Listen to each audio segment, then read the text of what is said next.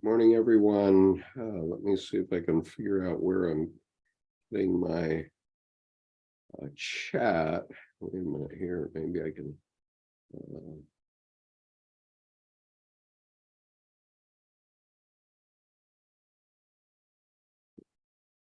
Get rid of.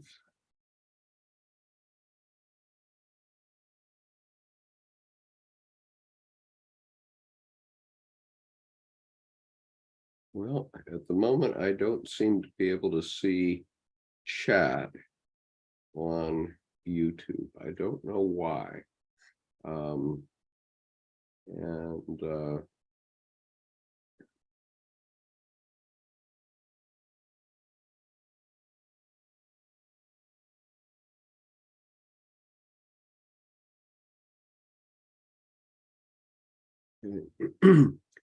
that doesn't seem to be happening. I apologize for that inconvenience because obviously I want to be attached to the YouTube audience. Okay, wait a minute. Maybe somehow I've got a setting that says this is a private video. Maybe let me check that.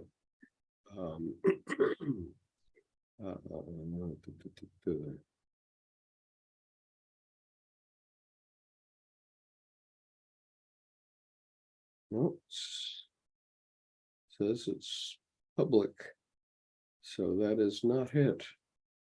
I apologize for the inconvenience. That seems to be what we're stuck with.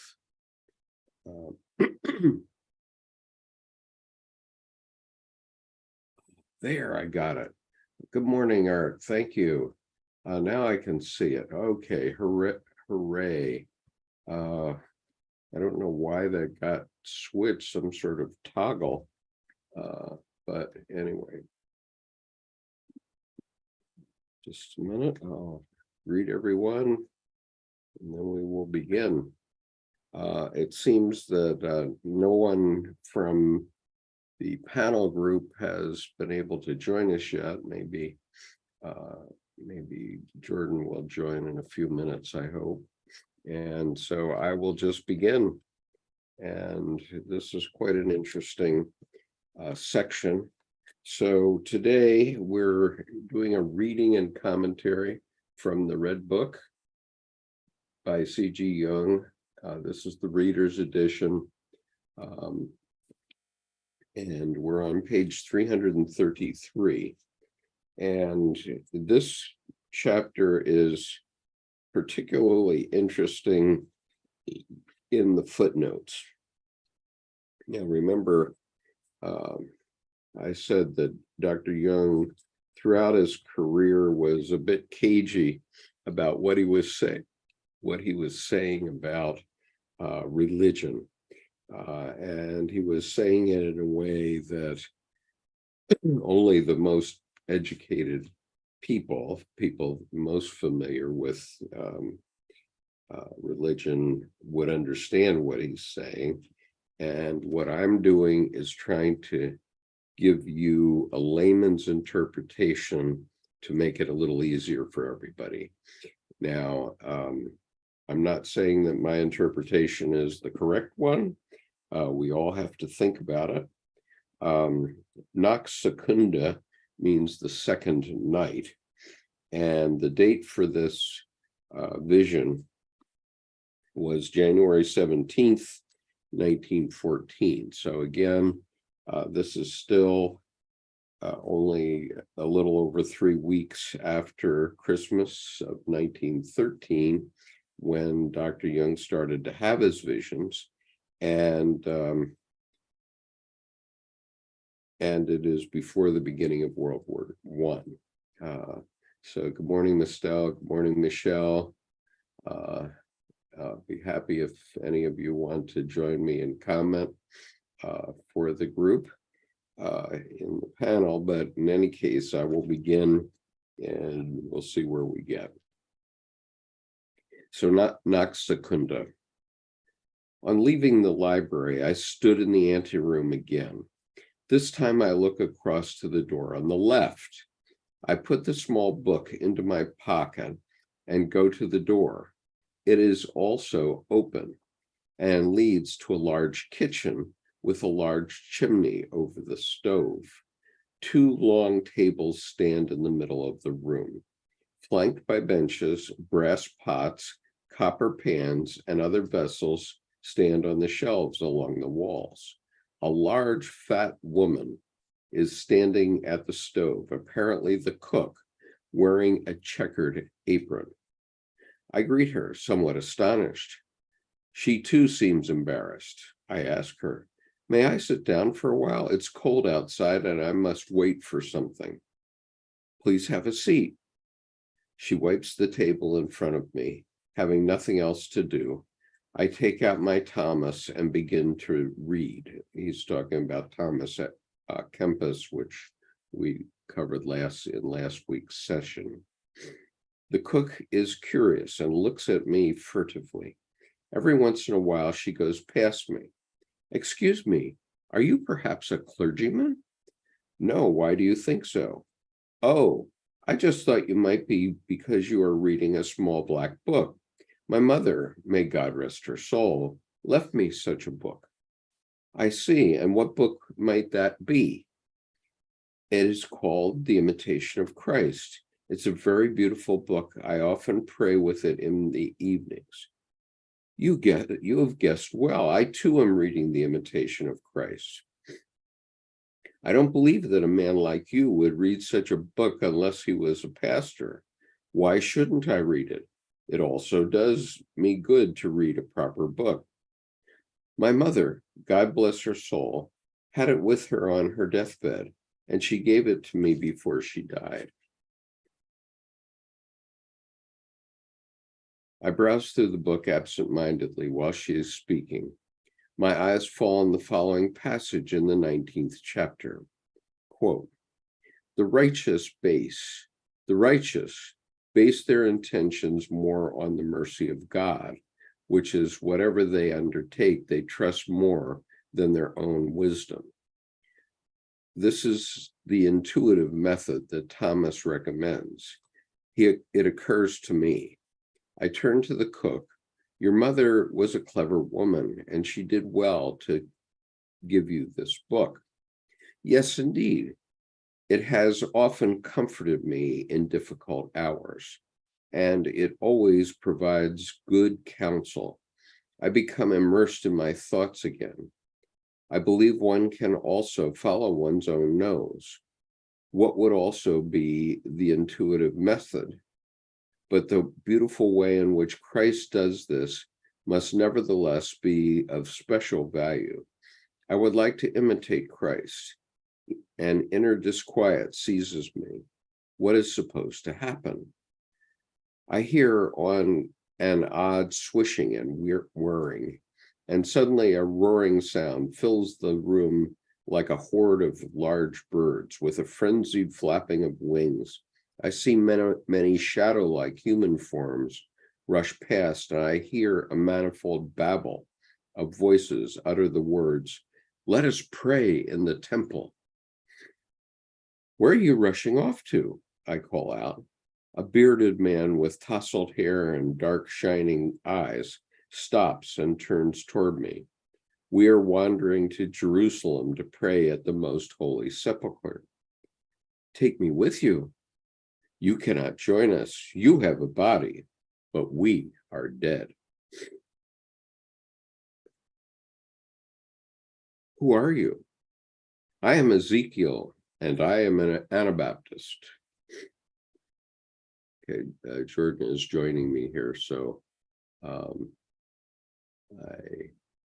need to change this to gallery view. There we are. Hi, Jordan. Good morning. So we are up to page 334 and just going over to 335, but I'll back up a little bit because you need to be in the context. At this point, Jung has gone into the kitchen in an active imagination. He had been with the librarian in this large building that he was in, and he'd been given The Imitation of Christ by Thomas à Kempis, and so he went into the kitchen and had a conversation with the cook, and the cook asked him about the book he had, and he said, well, it's The Imitation of Christ. And she said, oh, that's the book my mother gave me on her deathbed. And so that's basically where we are, except now, as that conversation peters out, a bunch of spirits come into the building, and so he's communicating with the spirits, and this is all in his active imagination, of course. Right. And so I'll back up a bit, and so he's asking where these spirits are going, but he says, where are you rushing off to? I call out. A bearded man with tousled hair and dark shining eyes stops and turns toward me. We are wandering to Jerusalem to pray at the most holy sepulchre. Take me with you. You cannot join us. You have a body, but we are dead. Who are you? I am Ezekiel, and I am an Anabaptist. Who are those wandering with you? These are my fellow believers. Why are you wandering? We cannot stop, but must make a pilgrimage to all the holy places. What drives you to this? I don't know, but it seems that we still have no peace, although we died in true belief. Why do you have no peace if you are dead in true belief? It always seems to me as if we had not come to a proper end with life. Remarkable. How so? It seems to me that we forgot something important that should also have been lived. And what was that? Would you happen to know? With these words, he reaches out greedily and uncannily toward me, his eyes shining as if from an inner heat. Let me go, demon. You did not live your animal. Okay, now, I think at that point I'll stop and go back to some of these footnotes in this part because they're important. So any comments first, Jordan? I think, yeah, you did not live your animal, to me reminds me of your video, The Finding of the Living God. And then, the old Zen mantra of Zen is not sitting around trying to think about God while you're peeling the potatoes, from Alan Watts, which I changed to life is not sitting around thinking about divinity while peeling the potatoes, except I like the skins, so I don't even do that. But yeah, so that you did not live your animal. I think it's you did not find your living God. Yeah. Okay. Well, I think that's a good point. And so there's a couple of pretty important footnotes here that I want to go back to, because if, the average person is reading along in the Red Book and they haven't paid attention to footnotes, which, Right. I often do the first time through a book. I don't pay any attention to the footnotes, but they're incredibly important in the Red Book. And so you have to balance whether you're just going to read through or whether you're going to read in some staccato fashion where you stop all the time and look at footnotes. And the problem with Jung is that he uses so many footnotes, or maybe correction. The problem with Shamdasani is that he is such a scholar that he annotates everything. And so these footnotes are Shamdasani's, they're not Jung's. And so Jung was just blasting through, but Shamdasani obviously long ago, 40 years ago, probably now, he must have had a revelation that there was something very important here in the Red Book when he was reading these things. And he thought that the only way that laymen could possibly get a connection to this would be through a lot of footnotes. And so that's why he did it. And I think there's that very much. I also think that his footnotes show that it doesn't show the fit, finish, and polish. Ooh, shiny. Look at the Red Book. Look how perfect and well crafted and poetic. That it shows the currency of value of the process, where he has the strikeouts, and then Jung said this instead. And I think it does do, I think, exactly what you said. It makes it more accessible to many people. But I also think it also makes it more accessible for someone to access their own individuation, because they see the process instead of, I don't know how to drive or design a Ferrari.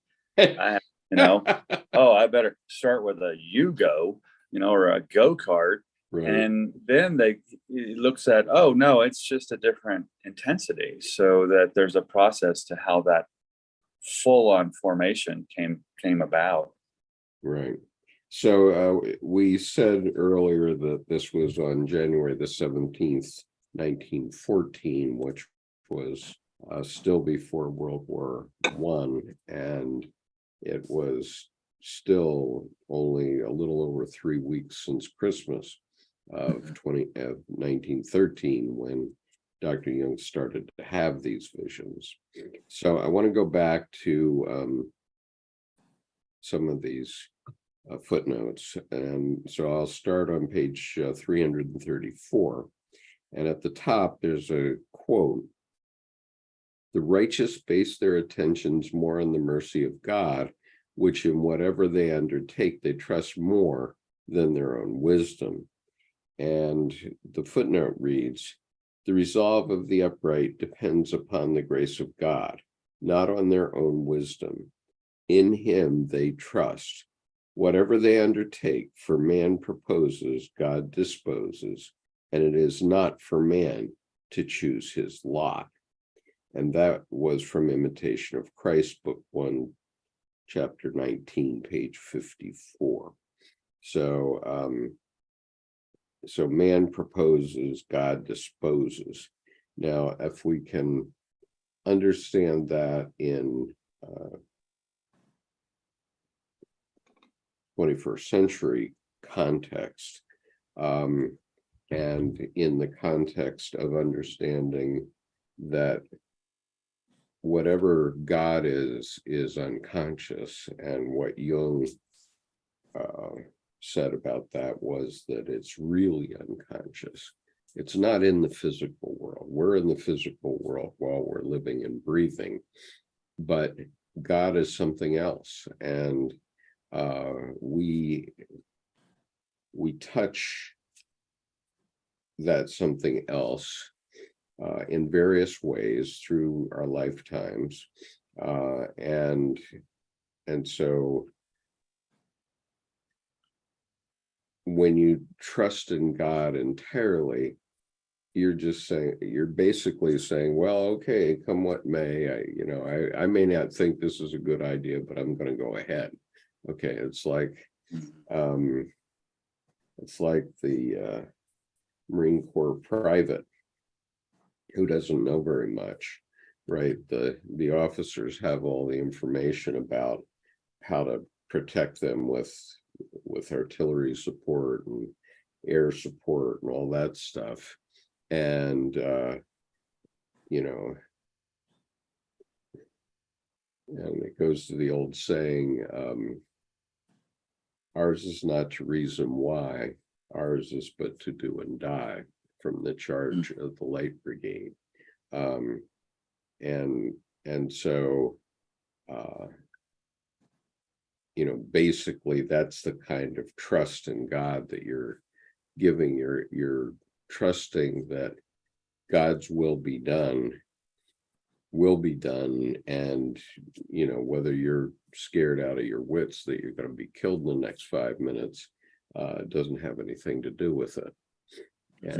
And so I also think that for man proposes, or humanity proposes, to degenderize it and be more inclusive, for humanity proposes, God disposes, it's also an allusion to the creation destruction, where we create, but then the God component there is eternal, knows no time, so it's going to be the death of it. But we bring things in, and the God takes them out. And so I think it also, in addition to what you were indicating, it puts forth the cycle of the creation destruction in the life. right. And so it's something like me taking up a special educator position in my county schools. It's going to be a difficult job, I know that. And I know nothing about it. I'm certified to teach history, but I've never taken any course or read any book about special education. I've only observed some special educators in action over the last school year when I was substituting. But now I'm going to have to do that job, and I have no clue what the job is, how I will do it, and so on. But what I do have is great confidence that the school is already functioning. I will have a boss and an over boss who are wanting me to succeed, obviously, and who will point me in the right direction. And the children will be what they are. Either they will be wanting to succeed or they won't. And one of the tasks will be to help them see why they're in school. Okay, because many of them don't know why they're at school. I kept asking this question last year in my classes: why do we go to school? And the kids would say, to learn. Well, no, that's not why you're going to school. That's a process, but that is not why you're going to school. You're going to school to prepare you for adult life, and to point out the importance of that, because otherwise your life doesn't get started really, and so on. And so you have to learn the tricks. And your attitude there, to me, I think is resonant, because it reminds me of the whole Navy SEAL process, where they have to commit before they know, fully commit before they know anything about the mission. Right. Then they have a wonderfully crafted plan, and then the plan never survives first contact. So, but what happens is the prepared mind can then easily go off script, because it's, oh my God. So it's never the, oh my, someone stole my Oreos and milk. You don't get the pouty part. You get the, oh, okay, now we really started. And then that's life. That's the metaphor for life that I think you're bringing in, so that you go in not starting from scratch, but starting from experience. Yeah. And I had this experience when I was going into business school. I had my own reasons for going there, but it was a 2-year program. So when I was applying, they said, well, there's this man named Jack, I'm not going to say his last name, who sounds very much like you. His experience in the Marine sounds like you. He's one of the officers instructors of the NROTC program here. And I said, well, wait a minute. Jack was my primary gunnery instructor at Fort Sill. And so now he's taken, after I've been to Vietnam and all that stuff and come back, and now by synchronicity, he ends up a year ahead of me in this Master MBA program. And so I invited him out to lunch one time so that we could have a chat about old times and so on. And I'm sitting across the table from him, and I said, well, Jack, why are you taking this MBA program? You're a career Marine officer. What use is it to you? And he said, and I can't say this to the children in quite this way, but I'm going to say it the way he said it. He looked at me very closely and he said, so that now nobody can bullshit me. As if. Right. Like a degree is going to make you the penultimate right. bullshit meter. That's nice. And so, and oh boy. As I think back on my schooling, there's almost no fact that I learned in school, almost none, that has ever been any use to me whatsoever. Mm-hmm. But I have learned a lot of lessons along the way, a lot of them. And that was one. I only learned 3 things in business school that are still with me today that I can call up. Because I couldn't do a regression analysis today to save my life. And that school was all statistics, 15 courses in statistics by different names, which was totally useless in my business career, because small businesses never have a big enough population to run a statistical analysis. Right. You might as well just check the weather. It's about as effective. Right. And so that was one thing. And one was when we had a really, really tough finance exam one time. And I was in an executive program. So some of my classmates were older people who were successful executives at either Kodak or Xerox. And in one case, a vice president of New York Telephone. And he was the oldest. He was 44 years old when we started. And he was really ripped after this exam. He thought it was totally unfair. And so when the professor came out of the classroom after the exam, he grabbed him and he said, and he started chewing him up one side and down the other, saying that was totally uncalled for, that exam, blah, blah, blah, blah, blah, blah, blah, blah, blah. And the professor at the time was only 30 years old, and PhD, a newly minted PhD. And he said, and he was from Georgia, and he says, hey, man, if it wasn't tough, it wouldn't be worth anything. Yep. And, that's a lesson. That's an important lesson from school. Yeah.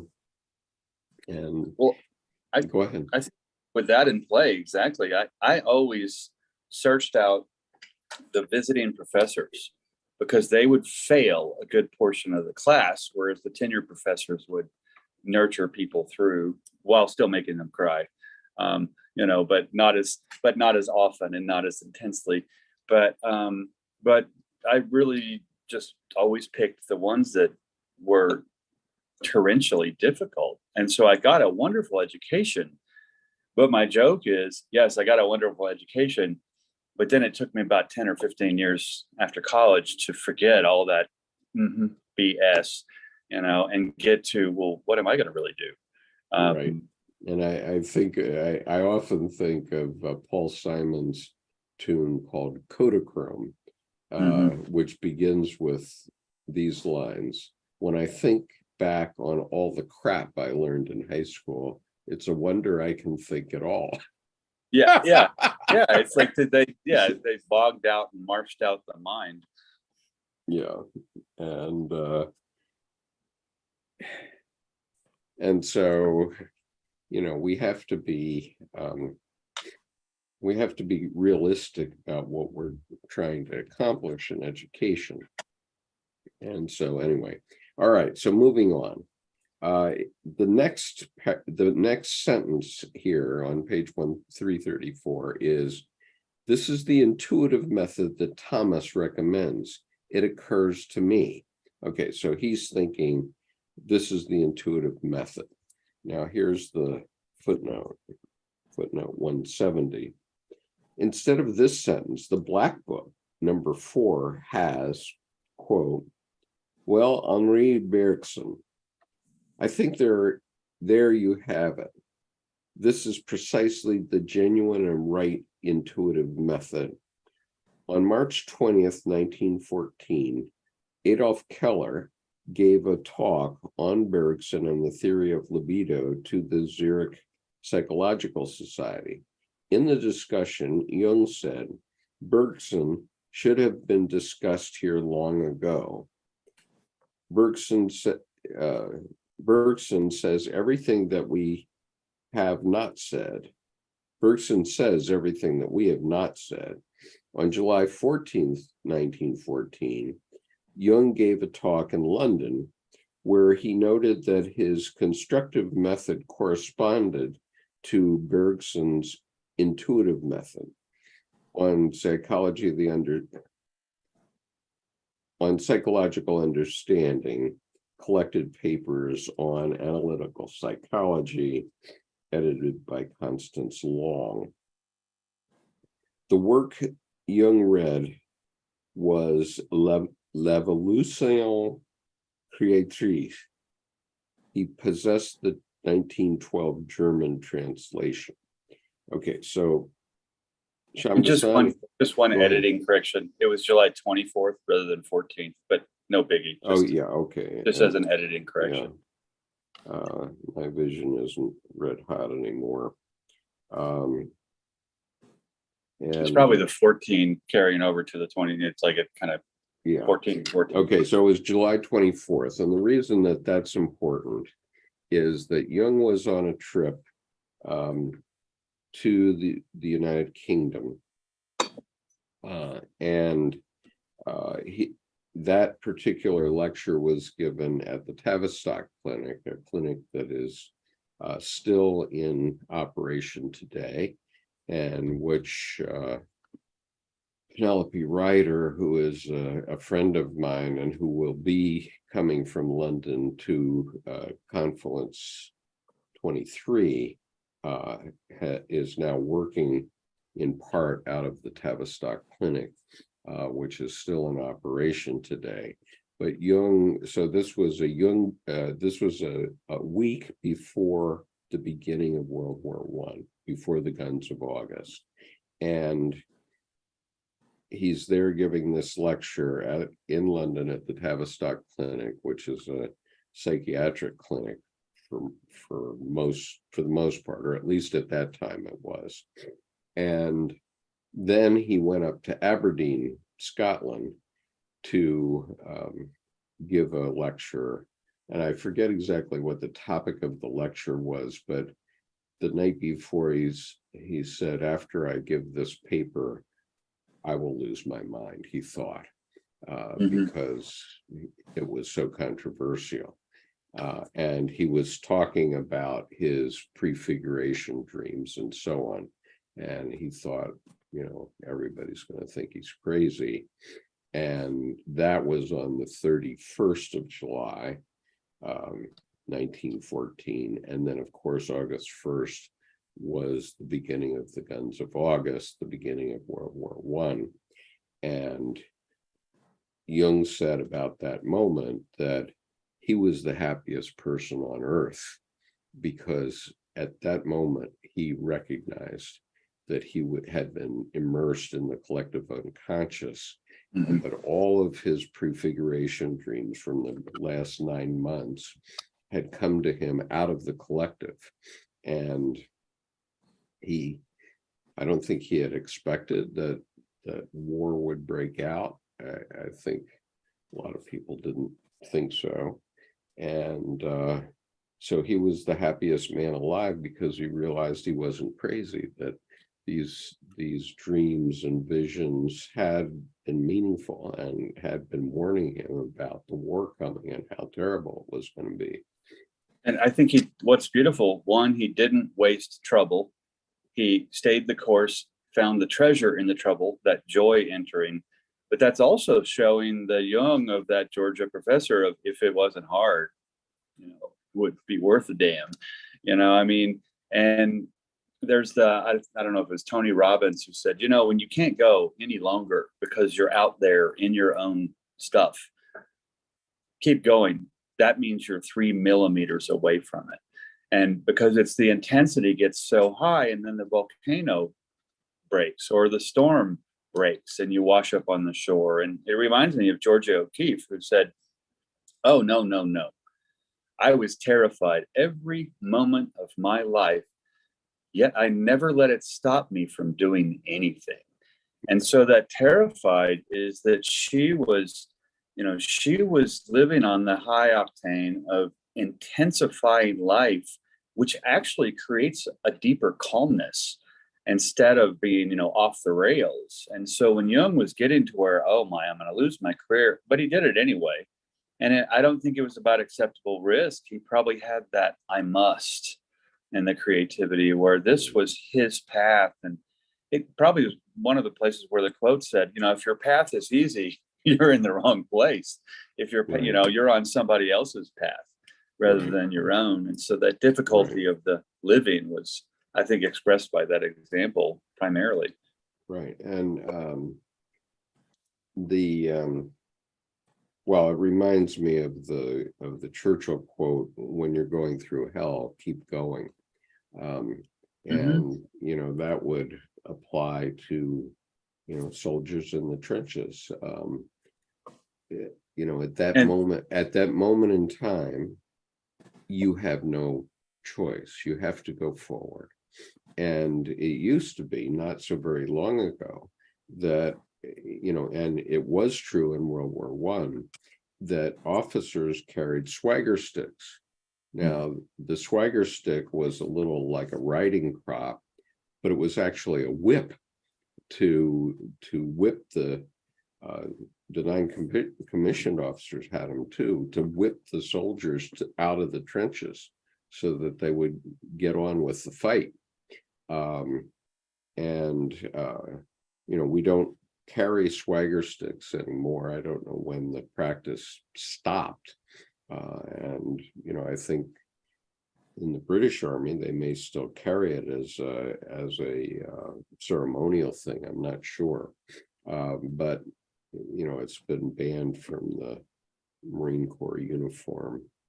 And so we do not carry swagger sticks anymore. But in those days, there were still a lot of the battle was done on horseback. And so people carried riding crops and that sort of thing. And they weren't using them only on their horses. Right.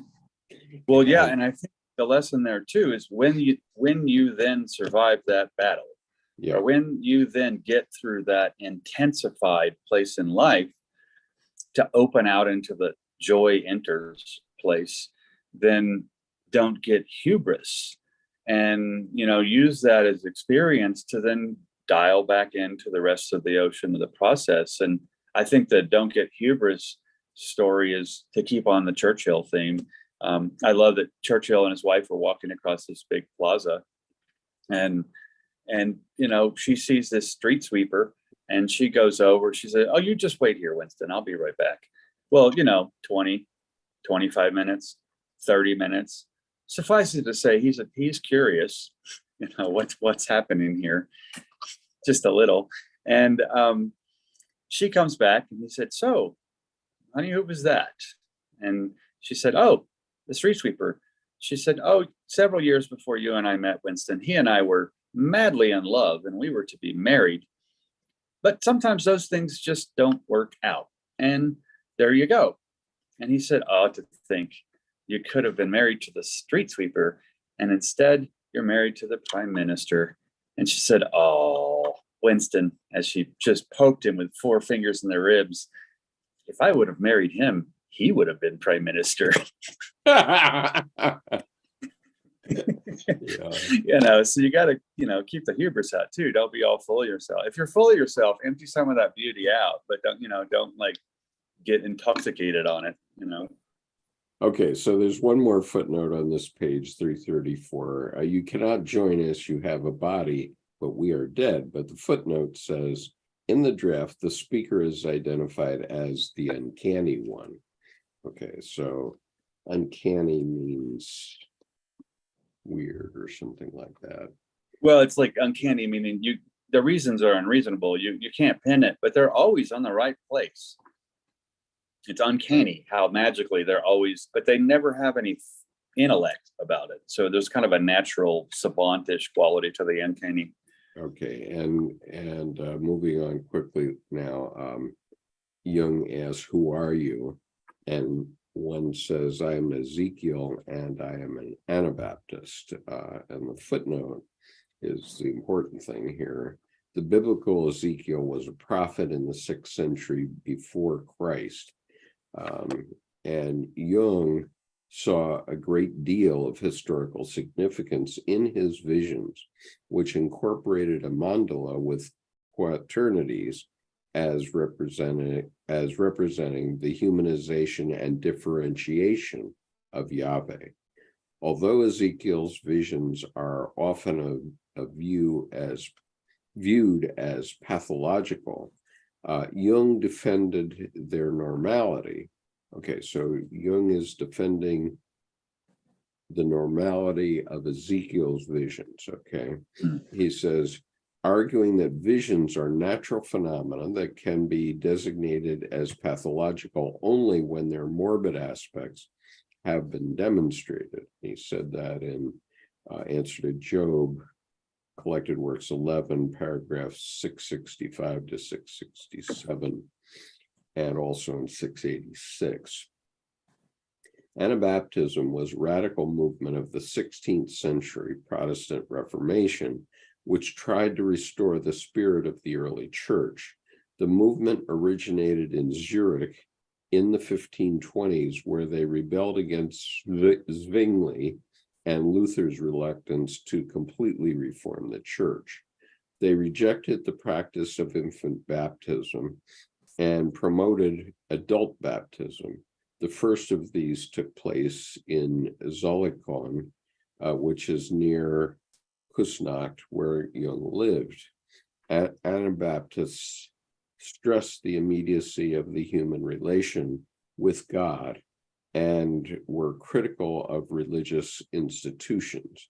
The movement was violently suppressed and thousands were killed. So that comes from a book by Dan Leidy called Early Anabaptist Spirituality, Selected Writings, New York, Paulus Press, 1994. And I happen to know Daniel Leidy, so it's interesting.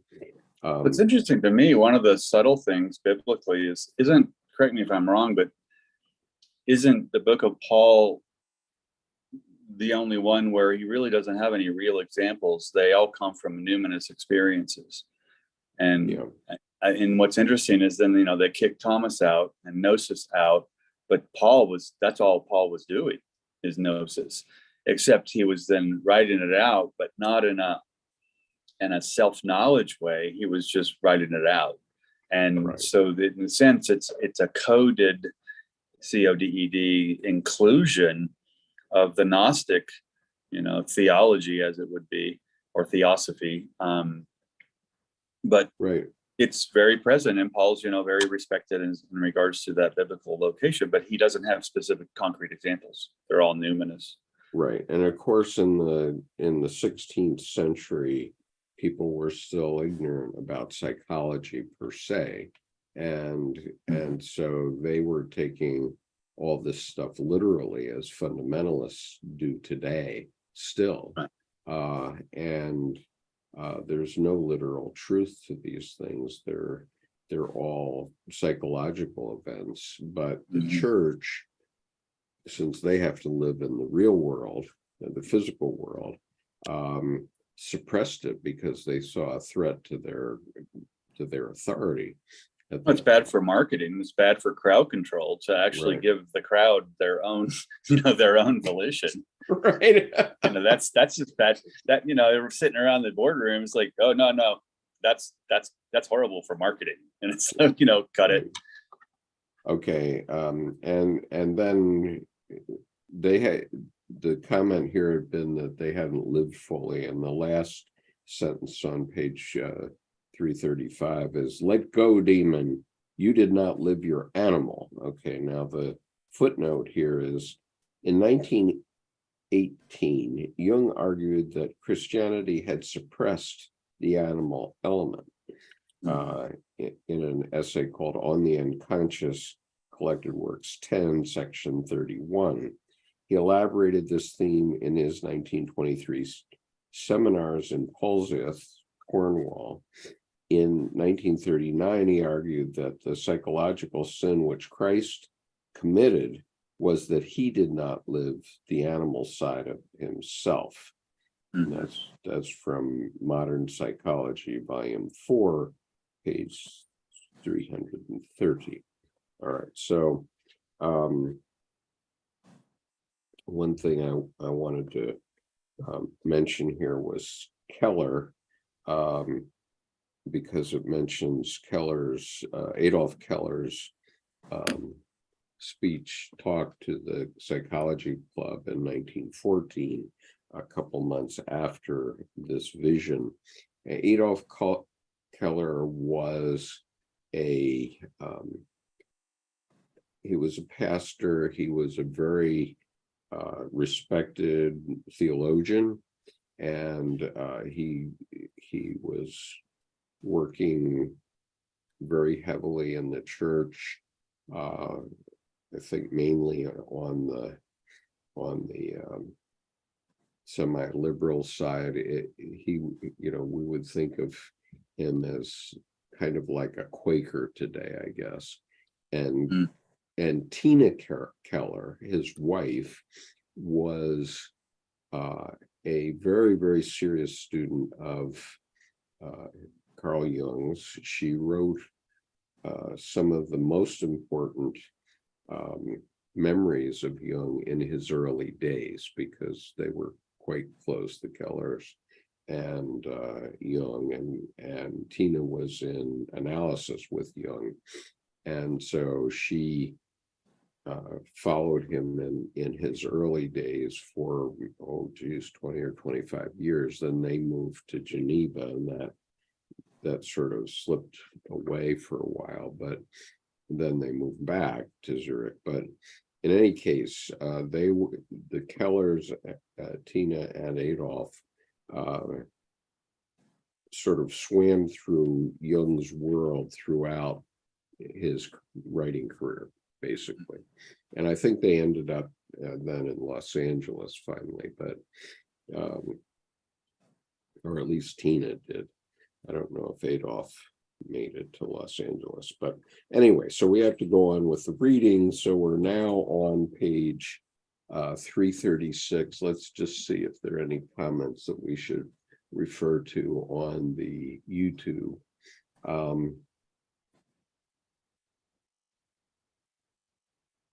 John Anthony says, begin wherever you are, but begin. Absolutely, that's what we have to do. And John T says, if it's God that does the initiation, it's hard to plan for it. That's well said. Yeah. And Richard says, Ezekiel saw the angels as aliens, as do I. And Richard says, Paul's letters had nothing to do with the mysteries. It's all in how you read it. Which mysteries? And he says, yeah, which mysteries? He says, I get where you probably I'm a allude. rebel Catholic, but I know the truth. Okay, good. I'm glad you know the truth, Richard. Absolutely. Well, Okay. and I think that's a good point. I mean, I respect anyone searching for the truth, but if they say they found it, nope. Yeah. Yeah. And, this is why Jung got himself in a bit of a kerfuffle when he said, I have no need to believe I know, because then all kinds of people were asking how he knows and of course what he knows. And of course there was no answer to that because Oh yeah, he dispensed with the intellect. by that time he had been writing about it for 40 years. Well, yeah, and I think that statement too says, I don't live by my CV. I'm not trying to impress mom or dad. I'm Right. living. This is my way. It's no Right. longer intellectual, rational. I'm not going to show you how brilliant I am. He simply was saying, in code, it's personal. My spirit is seated in my soul. I mean, and Right. it's his. That Right. find a That's living right. God piece is, well, it's yours. Right. It's not outside. It's Right. your inside, connected to nature and to the divine, outside and inside both. So I love that the kerfuffle, to me comes from people who are, I mean, if you can't find deep meaning in life, you lose yourself in pleasure and all that. And I always say, sure, but if you can't find pleasure and joy in life, you lose yourself in way too much meaning. So, Right. it's So the reason that I put Bollingen behind me is to remind me every so often to say why it's significant. And Jung considered it a physical manifestation of his soul, Yeah. which was evolving over the 20-year period that the building was put there. And what you have to know is that he never plumbed it and he never put electricity in it. And he said that the only thing that would seem strange to a person of the 16th century was the matches. The mattress, right? Right. Otherwise, and so he was pumping his own water. He was taking water out of this upper Lake Zurich. And so he said that was a representation of his soul. And he explained it at great length, but I'm not going to go into that today. But well, I love that analogy, and that you brought that back up about Bollingen, because it the fetch wood, carry water, you are the master gardener, but then he took it into, he's the soul gardener. Right. And he lived it. And so for a long time I was thinking, well, I don't have any urge to build a building like that. I have no urge whatsoever to do that. But my building is this YouTube channel, and and your participation in it is part of your building, and so we all have our own way. This was Dr. Jung's way, and after he completed that, then later on he completed the stone that he literally chiseled out of those badass pictures of his pipe and his glasses, his steampunk glasses. Right. He chiseled that thing, and it might as well have been written in lightning, like Moses, right, might have imagined of the tablets, God chiseling the 10 Commandments. Well, this was Jung chiseling his message at age 75. And I think, in addition to my participation, my architectural thesis was a house for myself, that I call pluribus, out of many, one, the temple in man. And I thought it was all original, the temple in man. What a wonderful concept. And, I'm running along. One of my thesis advisors, who was the dean of the graduate school, conveniently gave me the berth to continue to think that I was on to something new. And then after my thesis presentation, I'm sitting back at my desk, just kind of decompressing. And he walks up and drops R.A. Schwaller de Lubitsch's book, The Temple in Man, boom, on my desk. And he goes, I think it's time that I let you know that I'm glad you went through the process, but you're not the first. So, I'm like, oh, wow. Yeah. Okay. But so I love it. Instead of bursting a bubble, it put me on a whole new path of, let's look for the historical friends. Right. And which I think is funny, because then it took me further out of tradition.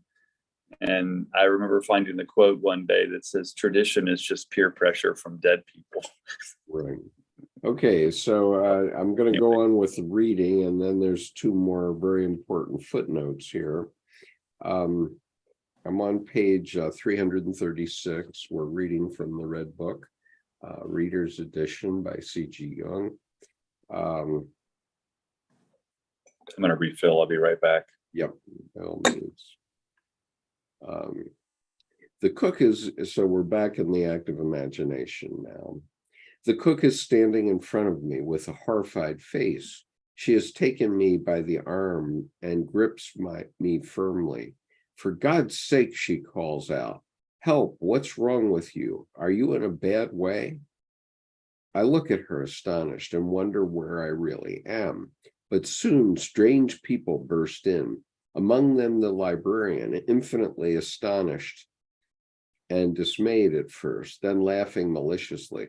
Oh, I might have known. Quick, the police. Before I can collect myself, I am pushed through a crowd of people into a van. I am still clutching my copy of Thomas and ask myself, what would he say to this new situation? I open the booklet and my eyes fall on the 13th chapter, where it says, so long as we live here on earth, we cannot escape temptation. There is no man who is so perfect and so saint, and no saint so sacred that he cannot be tempted on occasion. Yes, we can hardly be without temptation. Wise Thomas, you always come up with the right answer. That crazy Anabaptist certainly had no such knowledge, or he might have made a peaceful end. He also could have read it in Cicero,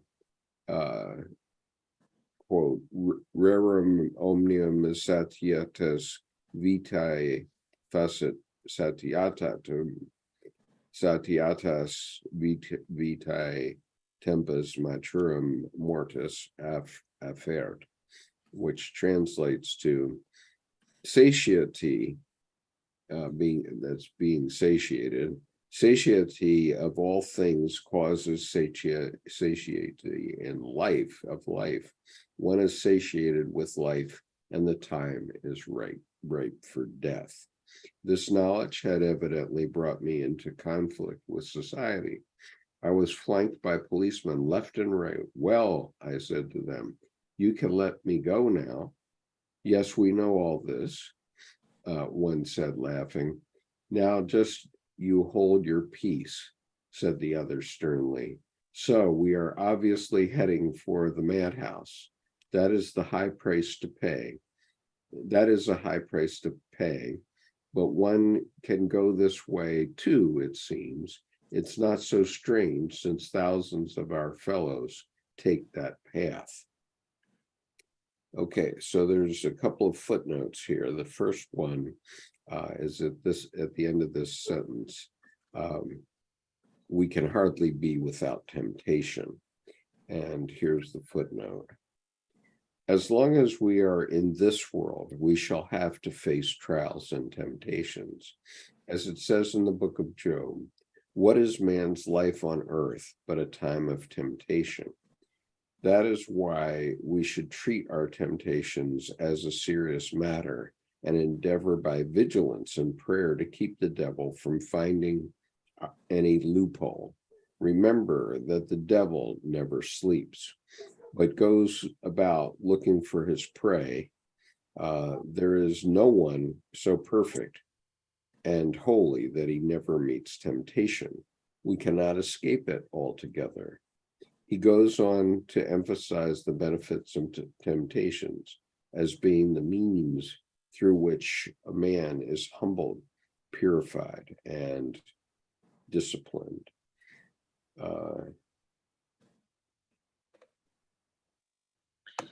So anyway, any Well, I think on that, I'm going to excuse myself just for a moment. Okay. I think it's, from my perspective, it's important to say when at the point one is satiated with life and the time is ripe for death, it doesn't actually always mean, to die, to be deceased. It's time for death of that iteration and evolution of your process.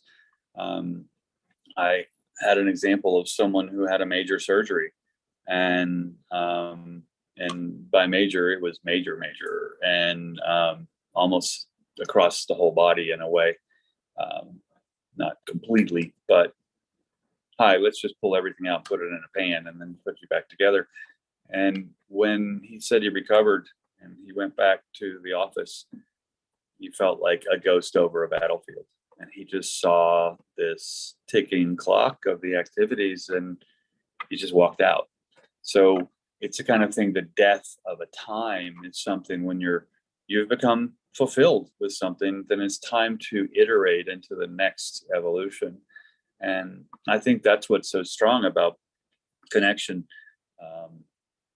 through life, is the people who you can evolve with. So I love this whole, one is satiated with life and time is ripe for death. It's not just once. You start to get good at, oh, wow, this isn't going to be so much fun, but it's time to move on. And that doesn't mean geographically always. Sometimes it's just time to switch gears into the next milestone in the moment and passage through to the next phase of your life. And in a sense, learn to walk again, literally as if you died and were reborn. But I find too, a lot of people who have that occur, they don't talk about it. You don't get the hubris of, rah, rah, I'm reborn. It's no, rebirth is important, but keep on moving. So welcome back. Yeah. Okay, I'm going to leave that one to you. The next footnote is satiety of all things causes satiety of life. One is satiated with life, and the time is ripe for death. And here's the citation. The citation is from Cicero's Catomeir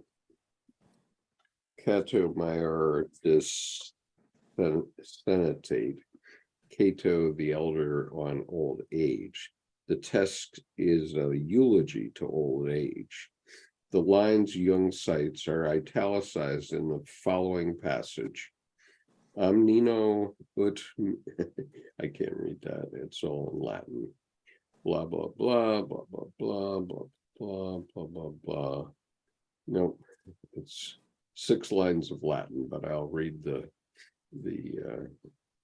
translation. And undoubtedly, as it seems to me at least, satiety of all things causes satiety of life. Boyhood has certain pursuits. Does adolescence yearn for them? Adolescence has its pursuits. Does the matured or so-called middle stage of life need them? Maturity, too, has such as not even sought in old age. And finally, are those suitable to old age. Therefore, as the pleasures and pursuits of the earlier periods of life fall away, so also do those of old age. And when that happens, one is satiated of life, and the time is ripe for death. Okay. Yeah, what's interesting to me is I'm reminded, but in a different way, about nothing about the caterpillar's life tells it anything about the butterfly. But one day Right. it climbs the twig, chrysalises, and melts into primordial goo and reconstitutes as a butterfly. You know, it doesn't go on a diet, lose some legs and grow some wings. It literally turns into soup and reconstitutes. But what is new reading this is, does the butterfly remember the caterpillar? Does the caterpillar have any place in the butterfly's life, as just as a question rather than to be answered, but to kind of explore as a sanctuary of the question? Of, you know, what does the adolescent remember? Does it yearn for the childhood, or does it yearn for, like the caterpillar, adulthood that it knows nothing about because it hasn't been there yet? So I kind of think it opens up the caterpillar butterfly to be more of a two-way street question instead of just a maturity or maturation question. Right.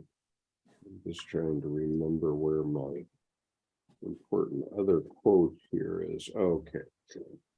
So this sort of is a reference back to something we already read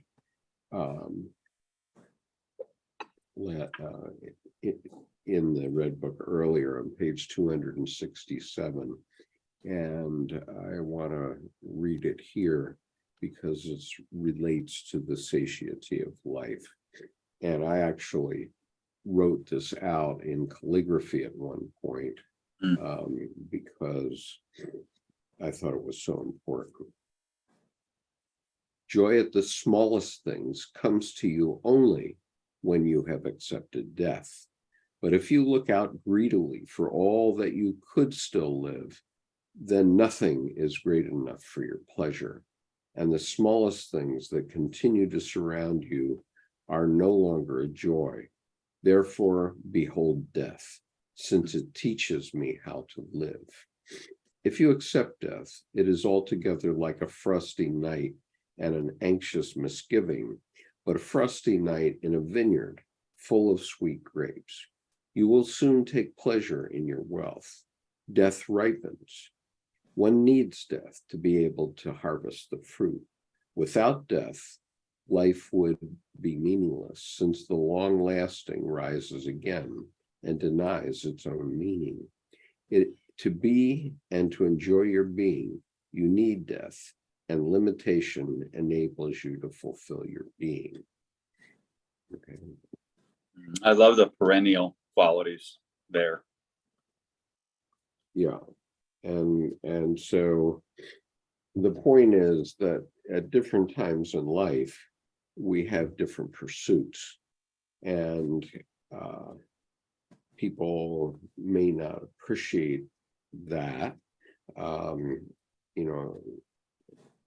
What one time when I was talking about my experience in school, an eighth grader heard that I had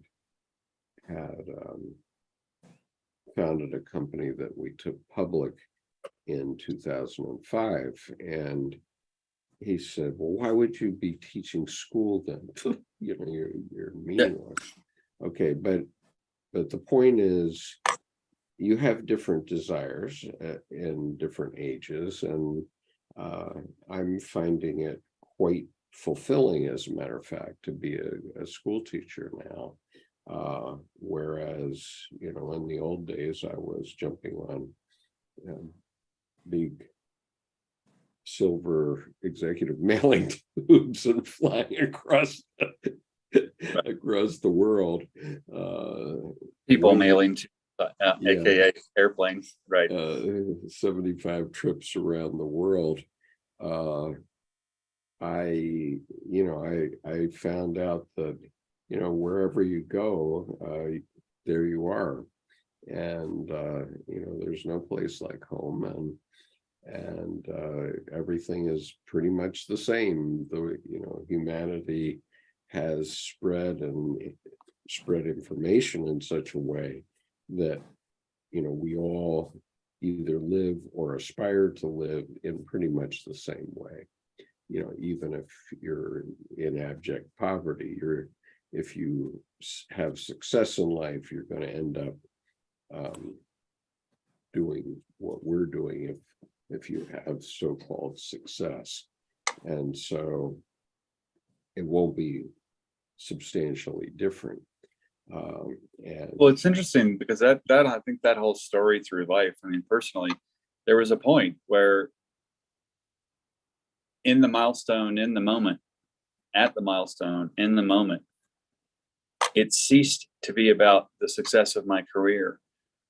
And what hatched, the rest of my life emerging from that realization was, instead of the success of my career, it then became, what am I in service to?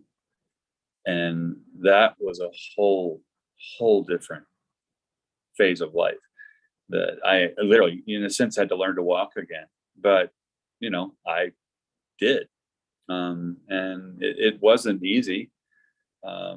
It was actually miserable at times, but it felt alive, and it felt to be the right way. That wasn't the easy way, and it wasn't the right way just because it was hard, because that's just, oh, dumbasses, we work harder. I mean, it's like, it was the thing of, oh, this feels, I'm aligned here, but in a sense, you're waking up something. You're emerging from a volcano. I mean, the living earth is cracking, and you're starting to flow into a new phase of life. Yeah. Okay. So there's a couple of other comments here on the channel. Anthony, I don't know if it is of any relevance, but why did Jung identify the cook as a fat woman with a checkered apron? Well, I have no idea. You'd have to ask his unconscious why it presented that at that point. I mean, his unconscious obviously chose to give it to him that way. There's no rational reason why. That's the image he was presented with. I think so. And I think linguistically and from a visual fluency standpoint, not to solve that, but just to layer in some archaeological strata of maybe why she appeared.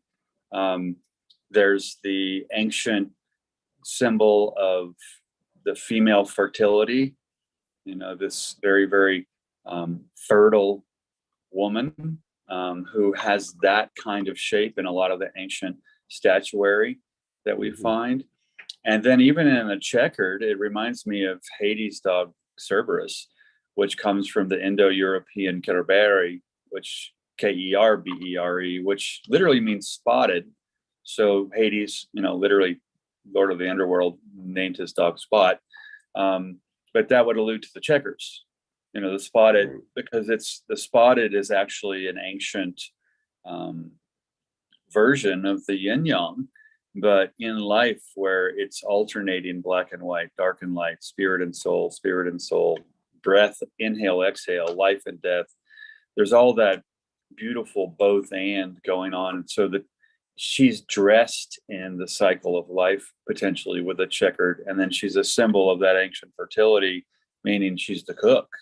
Fertility nourishes life. So as a thought, but no, I don't think that solves that, but just to lend some color to the question. Yeah, certainly. And so you would concur with me that we don't know why. Yeah, well, yes, I do. And so we don't know, and we can play in the sandbox. At this point in this book, with this particular vision, we don't know why this particular vision was given to Jung.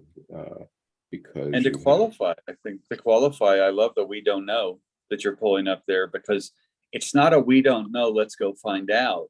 It's a we don't know, steep in and be comfortable with the not knowing.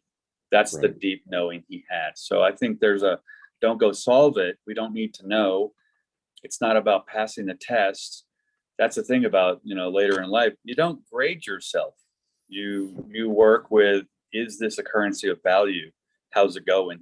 But not, I need to figure this out. There's no equal sign anymore. Yeah. You're just And so, actionable and moving. right.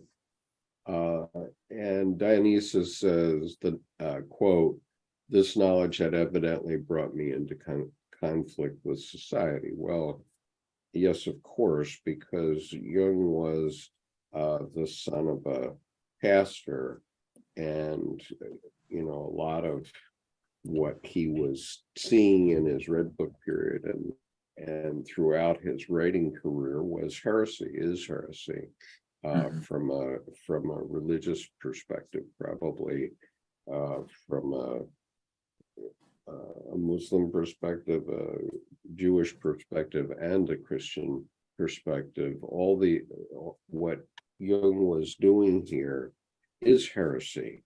But oh, by the way, saying that a physical God is watching over you personally and going to, keep you on the straight and narrow. Well, yes, it is, but it's not going to be a physical God. It's a God of the unconscious. And Well, even this beard. I mean, I've had someone recently say, well, people don't trust people with beards. What are you hiding from? And I said, that is a diet eroded for several hundred years, stupid statement. You know what it really is? It's so much more than that. Several hundred years ago, it wouldn't be that you didn't trust me. You would call me a heretic. So, I said, if you're going to get into that, you might want to go to the truth from way back then, but don't give me the little potshot spitballs, Yeah, I mean, this is the persona of Jordan Hoggard, and tough. You have to accept it as it is. Yeah, and I think that's the thing where the persona, is it superficial Halloween, or does the surface get generated by the substance? And I think when you're comfortable with yourself, well, you look like yourself. And then it's not permanent. I mean, if I cut it off, it grows back, or then I get a straight razor shave, and it's just a process. And yeah, so absolutely. I'm not sure I would trust you if you didn't have your beard. well, yeah, that's the thing now. I mean, I'm in the supermarket. Hey, aren't you that tarot dude? I mean, it's like the only thing I have to do before I go into the grocery store is make sure my business card thing in my pocket is full. So it's like going to war. I mean, you have to make sure the clip is full. Right. Well, that's right. The joy clip of here, I'll be there tomorrow. I mean, so yeah, I kind of wouldn't trust myself either now. Right. And I have to share with you one image here. I imagine you are well aware of this, but this is my persona when I travel in Saudi Arabia. I've been to Saudi Arabia 23 times. And on the second day of the second trip, I began wearing Saudi attire. And now I have an entire wardrobe of Saudi attire, and I wear it all the time. And when I'm in the country, when in Rome, do what the Romans do.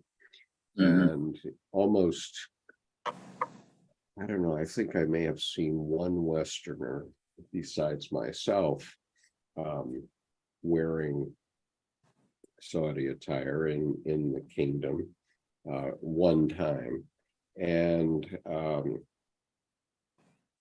the reason that I do it is I want to be remembered. And your beard works in the same way. There's no question who Jordan Hoggard is. Yeah. And it's funny, I got a little judgy about that yesterday. I looked back for some pictures of, when I moved here, and my beard was, clean cut, straight on, everything in place. And when I first came back here, and I just looked at it and literally, who is that? And And the judgy part was, I said, oh, look at the little baby oak tree that just cracked out of the acorn. And then I went, stop. Don't be mean to your former selves, I mean, but it was such a wonderful, actually poetic, because I don't think, I mean, through life, I've transformed and such, but I always look back and go, oh yeah, that was me then. But I looked at it yesterday and went, who is that person? And that was kind of cool, because there was such a span of difference in such a, just a couple of years, 3 summers of time, that that I just really appreciated the passage, what has, transpired. So anyway, that's enough about me. So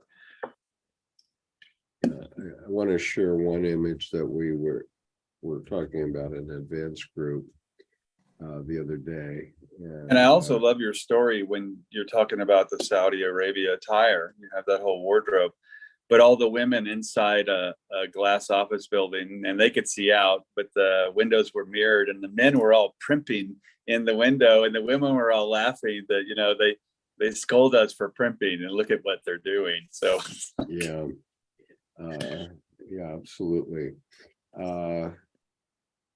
So this is the thing, and it relates to the comment that Michelle made on the YouTube channel. So I want to share it. She said, let's see, can I see it? Yeah, Michelle said, can you sit in the power of the unanswered question? And now where did that go? I had it. Oh, there it is. Okay. So this is the point for all of us. We all live in the power of the unanswered question. So even going back to ancient times, there have been images of sculptures, and this is supposedly Hercules as a child holding a snake in both hands. It was done about 1860 by Jean-Baptiste Clésinger or something. But there are many, many images like this, and this is the point of Michelle's comment, which is, can you sit in the power of the unanswered question? And that's I love that comment. Pardon? I love that comment, because I always talk a lot of times, not always, but very, very often in sessions of, there are questions to be answered, but when you get to those places in life, there are sanctuaries of questions, just like, Luke Skywalker entering the dark cave. Enter the question and explore the question. Precisely. That's the can sit with the power of the unanswered question. And what happens, you live into being a response that often has no words.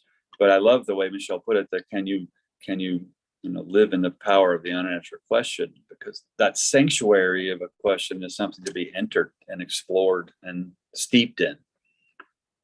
We have to realize that we're filled with dualities, thousands of them. Do we favor our mother or our father? Do we like school or hate it? There's any number of dualities that you can come up with. And as human beings, and what we're trying to do psychologically is get to a point where we can sit in the power of the unanswered question. That's what Hercules was able to do. Hold 2 snakes. There's, do you love school? Well, yeah, I went to school until I was 32 years old.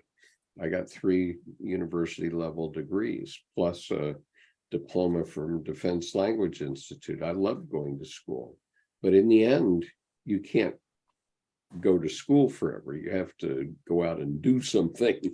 Yeah, And, life is passes you by when you're too busy making plans. Yeah. right. That's the two snakes. And so, you know, I know that on the 28th of August, when I have my first students come again in the school year, you know, they're going to have doubts about me, and I'm going to have doubts about them, which we certainly do, but we have to hold the two snakes in our hands. And that's the job of a human being, is to find that balance of everything, all those dualities, all those thousands of dualities. We are a complex of all those dualities, and they're all on a spectrum, on a scale from this side to this side. And you fall somewhere in that spectrum on every single one of them. We all do. And we have to find our place, and we have to accept where we are. And so yeah, and I think find our place and stop looking for the title of it. Live it.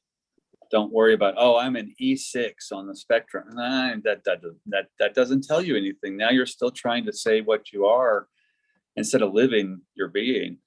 Right. And you know, that's why I wear purple shirts. It's a fashion statement where I don't want to be perceived as red or blue. Of course, most people know what my political status is, but I recognize that I have to accept those that are on the other side of the spectrum as part of my fellow Americans. They're all my fellow Americans.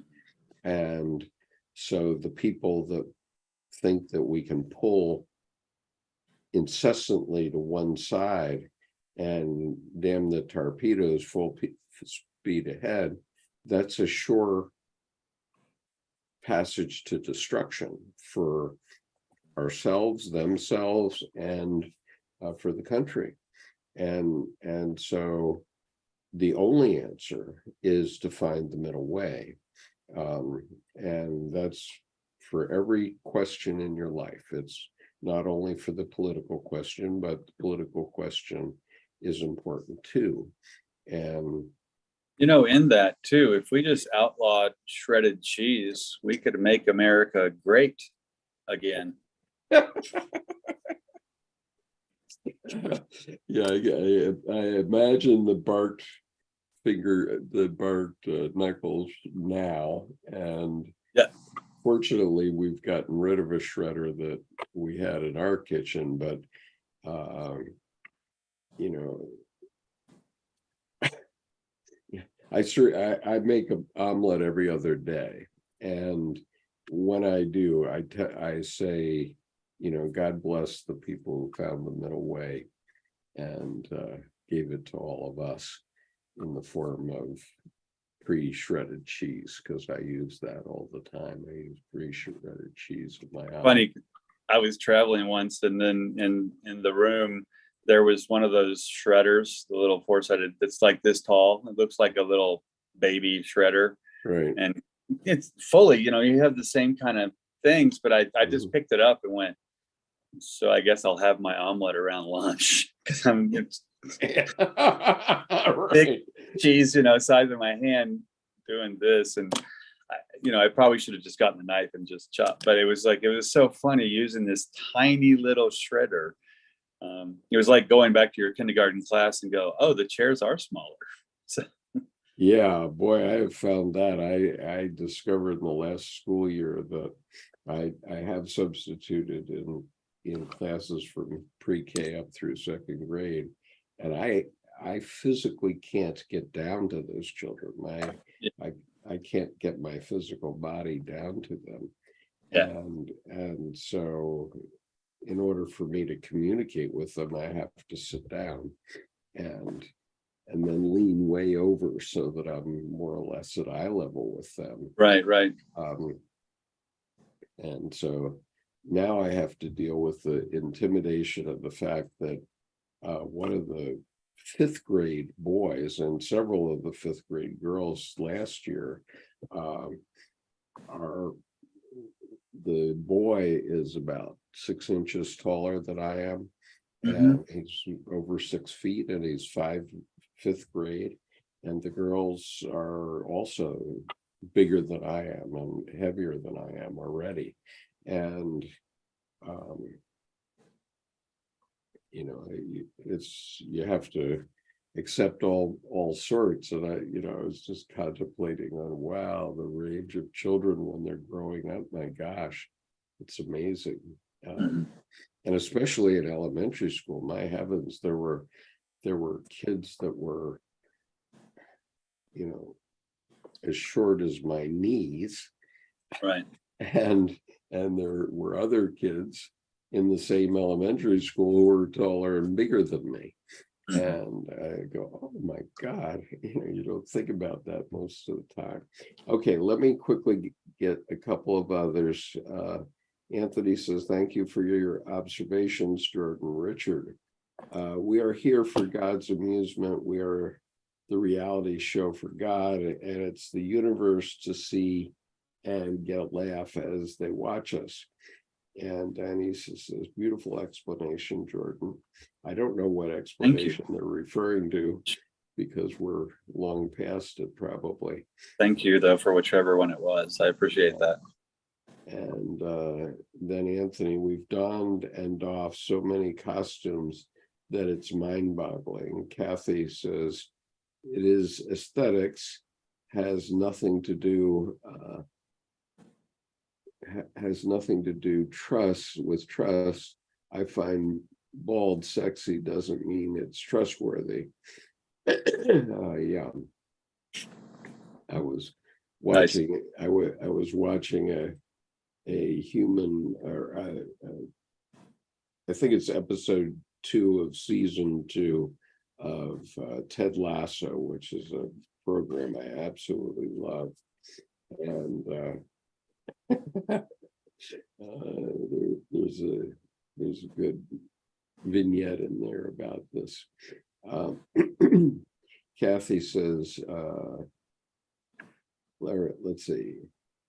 Anthony says purple is the royal color. Kathy, the continuum is not linear. We are all on it somewhere. Yeah, and also, Kathy, I would add that the continuum is not a single line. The continuum is, if anything, a quilt, and or an ocean, yeah, or an ocean, and it's all the dualities combined. And where are you on all those continua? And there's probably not anywhere in the world 2 people that are exactly alike. I wouldn't think, even identical twins. So yeah, the 4 words I used to use for that were all similar, each unique. So yeah. So Richard says we need to balance, but if you lean toward the good a little more than the evil, you may find life a little sweeter to you. And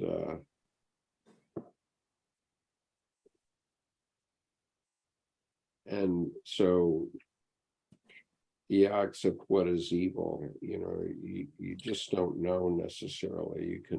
You can do things that you think are helping people, and they're not. And so you just have to take it one day at a time, take them one at a time. Well, yeah, I agree. And I think a lot of people think way too much about evil. And it's like, are you evil? No. Well, is there any in you? Probably. But you're not reacclimating to society. You're not trying to prove yourself as, oh, look how good I am. I think when you're not something, then don't think about the not thing, live the thing. And it may have pieces of the other in it, but when that comes up, okay, deal with it, address it, face it head on, but then move on, because I think that just creates worry and anxiety that's absolutely unnecessary half the time, or 90% of the time. Right. So Michelle says, I can't believe the rule. I believe the rule for special needs is either be still or be quiet. They can't do both at the same time without outbursts. And excuse me, just a moment.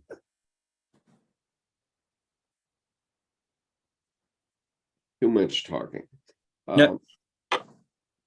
And so, yes, but Michelle, I think that it also has to do with understanding where people are on the spectrum. And so an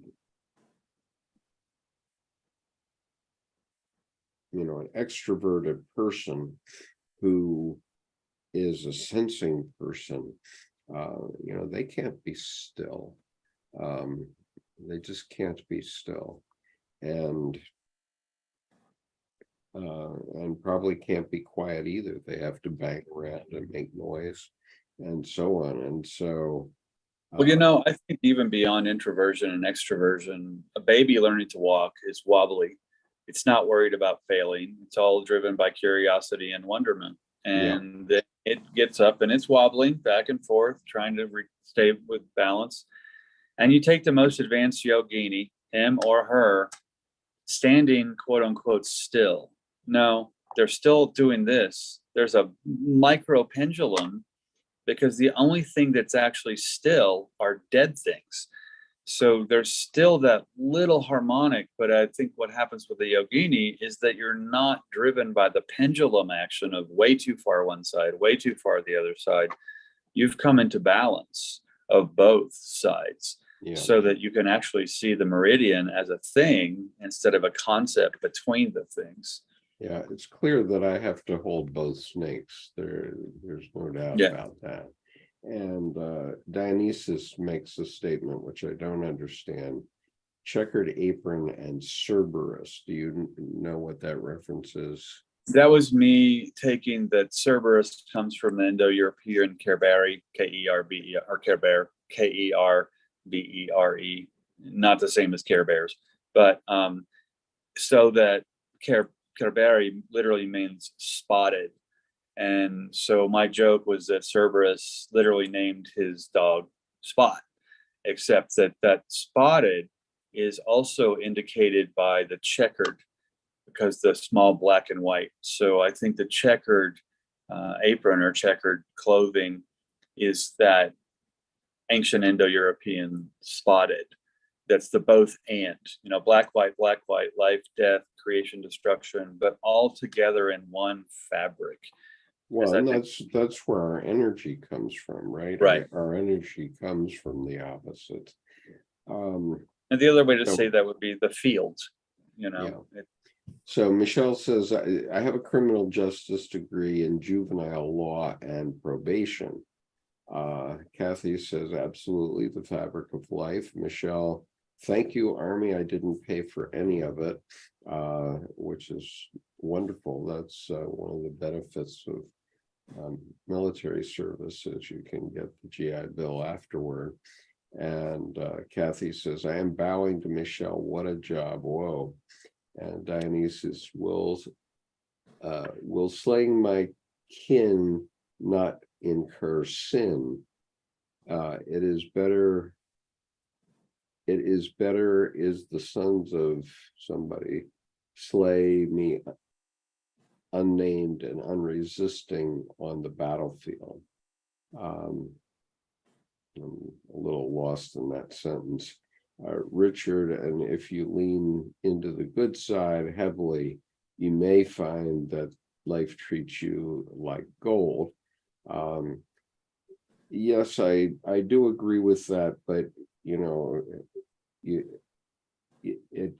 it still is a spectrum where life treats you like gold if you lean into the good, because sometimes you lean into the good and it turns out awfully.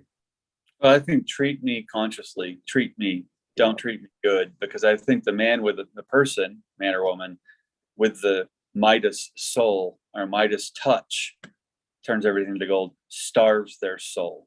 The person with the Midas touch starves their soul. And I find too, for example, all love and light to me is a psychological imbalance that's just avoiding the dark and the other stuff. So too far into I don't see what the real concern with I want to be good. I mean, do you not want to be in trouble? And it depends on what's good, because most people, most average, especially people in poverty would look at Donald Trump and they would think, wow, he's got this amazing life. He flies around in an airplane with his own name on it, that sort of stuff. But I don't think I've ever seen Donald Trump smile, to be honest with you. And,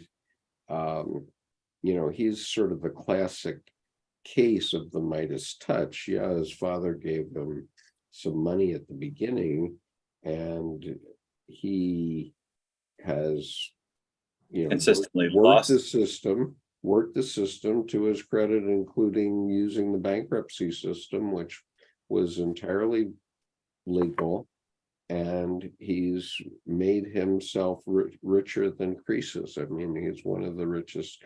At some point he was doing extremely network marketing things, which are very often scams, and he's about to be tried on one of them, the one with the crazy video phone, right? And so many of people that I know, my friends, joined the Trump network, so-called, which was another of his scams. And boy, I looked at the method of payment in that, and it makes it very clear that if you're not one of the very first people into a network marketing scheme, you're never going to make any money. And I've been and a billionaire saying I need your money is an inherent lie. Yeah. I mean, what do you mean? Oh, I'm going to go support this. Everything he touches turns to gold, including his indictments. He says, well, if I get one more indictment, I'm a shoo-in for president, right? Right. I win the election. Well, yeah, maybe. Who knows how he can manipulate the vote, but and I don't say that he will definitely lose, but basically, regardless of his methods, everything he touches turns to gold. He's raised $250 million by his approach to his indictments. And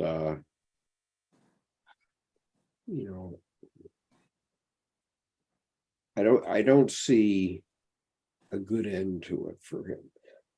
I feel like it's a giant political version of not getting caught swinging a baseball bat at a mailbox when you're in high school in a truck and it's way too late and you probably shouldn't be out anyway. I mean, it just is taken that to, I don't know. I don't want to insult adolescents by equating them with him, because they have a lot more class and pride than he ever had, will, or etc. Anyway, what always comes to my mind is a scene in the movie Witness where the Amish woman is saying, something about, what about if I have to take Samuel to trial? And Harrison Ford looks directly into the camera and says, there isn't going to be a trial. And right. I'm not saying that there isn't going to be a trial, but I can make a prophecy, which is that Donald Trump will never serve a day in prison. We'll never see him in an orange suit. And that's my prophecy. And it isn't because after he gets convicted, they'll let him live in Mar-a-Lago. Not at all. I think either he will go into exile or he will find a way to commit suicide one way or another. Well, I think, or just like bankruptcy, he'll just then milk the appeals process. I mean, so there's a lot of. I think that there are a few courts that won't let him milk the appeals process. That there are a few courts that if he is found guilty, then they'll put him in handcuffs in the courtroom and take him away, and so he can't risk that. And I can't say for every court that would happen, but at some courts it would happen. And I think too, with America's optics, they're not gonna. The handcuff piece is probably not, because then that would be saying, "Oh, look, we have an autocrat." And there's thought, like you say, probably no jail time, technically, in anywhere but Mar-a-Lago. well, it won't be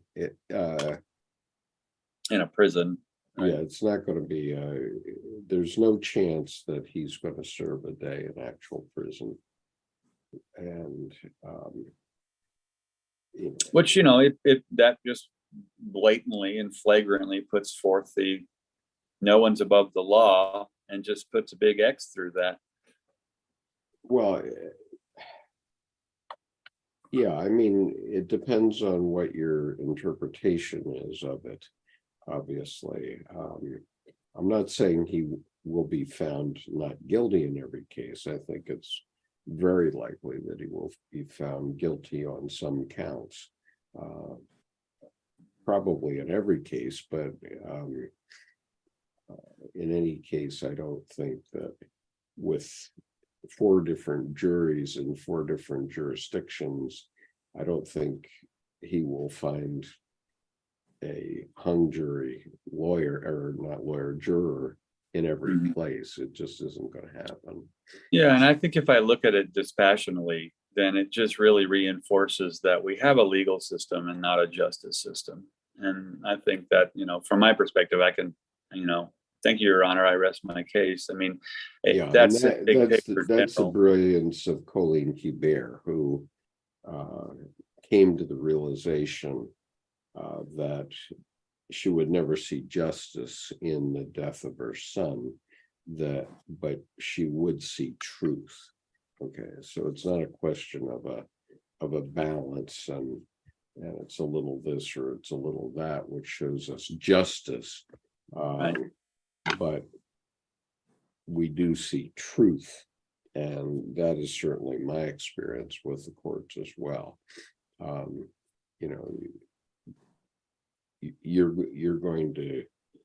Your karma is going to catch up with you eventually. Karma will run over the dogma. Right. So anyway, let's get to the end of this, because we're close, but I want to get to the end of this first segment of Nox Secunda. How's your voice doing? You want me to read from? Yeah, that's a good idea, because I'm blown now. Yeah, well, the one is satiated with life, and the time is ripe for death. This knowledge had evidently brought me into conflict with society. I was flanked by policemen left and right. Well, I said to them, you can let me go now. They say, yes, we know all about this, one said, laughing. Now just hold your peace, said the other sternly. So we are obviously heading for the madhouse. That is a high price to pay, but one can go this way too, it seems. It's not so strange, since thousands of our fellows take that path. We have arrived. A large gate, a hall, a friendly, bustling superintendent, and now also 2 doctors. One of them is a small, fat professor. Professor says, what's that book you've got there? It's a Thomas Kempis, The Imitation of Christ. Professor, so a form of religious madness, perfectly clear, religious paranoia. You see, my dear, nowadays, The Imitation of Christ leads to the madhouse. Response, that is hardly to be doubted, Professor. Professor, the man has wit. He's obviously somewhat maniacally aroused. Do you hear voices? Jung back to him. You bet. Today it was a huge throng of Anabaptists that swarmed through the kitchen. Professor, now there we have it. Are the voices following you? Oh no, heaven forbid. I summoned them. Professor, this is yet another case that clearly indicates that hallucinations directly call up voices. This belongs in the case history. Would you immediately make a note of that, doctor? Response, with all due respect, Professor, may I say that it is absolutely not abnormal, but much rather the intuitive method. Professor, excellent. The fellow also uses neologisms, i.e. made-up words. Well, I suppose we have an adequately clear diagnosis. Anyway, I wish you a good recovery and make sure you stay quiet. And Jung says, but Professor, I'm not at all sick. I feel perfectly well. Professor, look, my dear, you don't have any insight into your illness yet. The prognosis is naturally pretty bad, with at best limited recovery. Response, Superintendent. Superintendent says, Professor, can the man keep the book? Professor, well, I suppose so, as it seems to be a harmless prayer book. And then Jung goes back to first person. Now my clothes are inventoried, then the bath. And now I'm taken off to the ward. I enter a large sick room where I'm told to get into bed. The person to my left is lying motionless with a transfixed gaze, while the one to the right appears to possess a brain whose girth and weight are shrinking. I enjoy perfect silence. The problem of madness is profound.